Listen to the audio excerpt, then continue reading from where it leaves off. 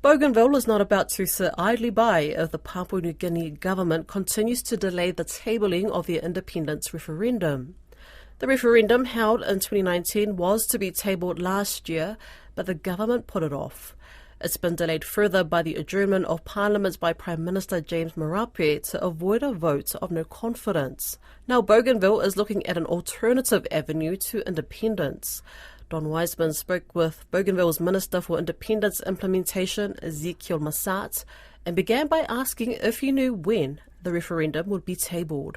I have absolutely no idea when that can happen. The referendum tabling is dependent on this agreement of the correct majority vote percentage. Now, having said that, the listeners must be reminded that sometime last year, there was a meeting of the clerk of the parliament, and they canvassed this issue and made a resolution that the correct legal position was for a simple majority. They discussed this issue independently of what the executives were doing. And these are the people who are going to implement the motion when it gets to the floor of the parliament. The National Executive Council, through the minister, has come out and said, no, the clerks are not the correct people to be determining these sort of issues. And that's a disappointment because the clerks were basing their opinion on what the current law and standing orders and procedures were. I've spoken to people on both sides of this issue, and it seems pretty clear to me that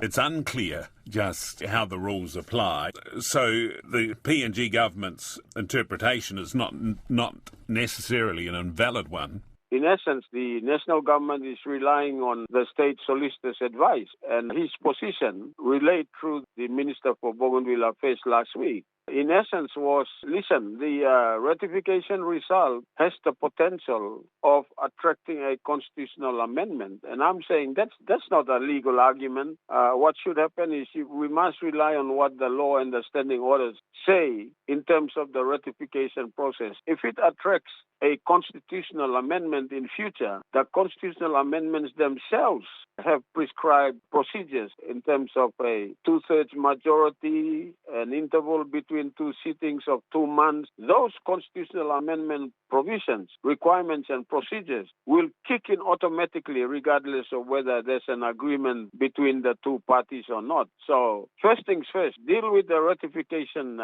issue, not look into the future and start saying, it will attract a constitutional amendment and therefore the threshold in terms of the voting majority should be high. That's not a legal argument. That's looking into the future and fearing what you see, not based on what the current law and the procedures are. All right. Can I just clarify, because it's pretty confusing for me? So if once the referendum is tabled, that it effectively becomes the ratification process, does it? That's correct, yes. And so once ratified, that then just allows the parliaments after that, the national parliament, to debate the elements of it. Yes, and there's any need for any constitutional amendments, then they attend to it. But to start worrying about constitutional amendments as being the determining factor in order to up your voting majority percentage, I think that's not a legal argument. And as we say, the year's marching on. This was meant to happen last year. The Bougainville government has got a timetable. You were hoping that things might be all sorted by 2025 and then 2027 at the latest. It's not looking like the timetable's going to be kept, does it?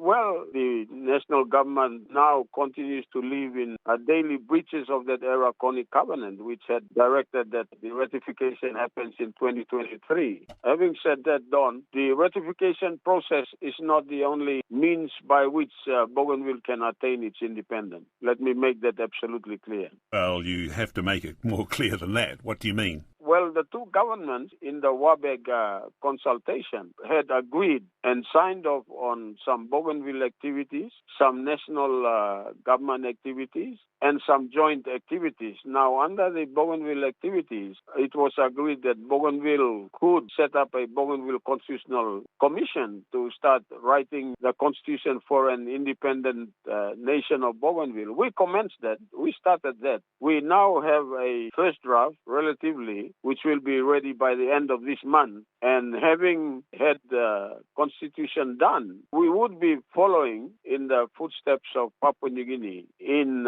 adopting that constitution and then getting independence by adopting that independent constitution. And the precedence is Papua New Guinea. We're not doing anything unlawful. That's how Papua New Guinea attained its independence from Australia. And the activity of writing up the Bougainville Independence Constitution is an agreed activity by the two governments. So I'm not very fussy on the suggestion that we might be engaging in an illegal activity. These are prescribed, agreed to activities. That's not necessarily going to lead to independence, is it? Just having a Why not? Why not? Well, why is it not able to lead to independence?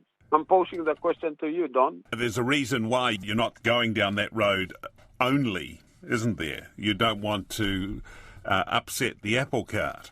I made a statement on the floor of the House and made it absolutely clear that my preference is for independence to be attained through the ratification process, because that ratification process comes out from the Bougainville Peace Agreement, which the two governments had signed off. It's the same peace agreement that set up the autonomous Bougainville government. It's the same peace agreement that gave way to a constitutionally guaranteed referendum, and it's the same BPA that seeks ratification. So my preferred option is to follow that process and attain independence through consensual arrangements between the National Parliament and the government of Bougainville. But if the national government procrastinates, do we sit around and wait? If there's any deliberate intentions and mischievous motives on the part of the national government, do we sit around and wait? This Bougainville government has a responsibility to deliver on that vote. Now, if the national government procrastinates, I'm sorry, but if there are other legal avenues that are options that are open, then I'll have to take it on behalf of my people. And that option is? That option is to write up an independence constitution, have it adopted by a constituent assembly, and adopt the constitution through the constituent assembly. And having adopted the constitution, to then set the date for the first election of an independent nation of Bougainville under that independent constitution. If Bougainville was to go down that road, it could be a lonely road, couldn't it? A unilateral declaration. No, we're not making a unilateral declaration. This is exactly what PNG did. That's my point. This is how PNG obtained independence from Australia. So it's not a unilateral declaration. It's a constitutional process that has precedence.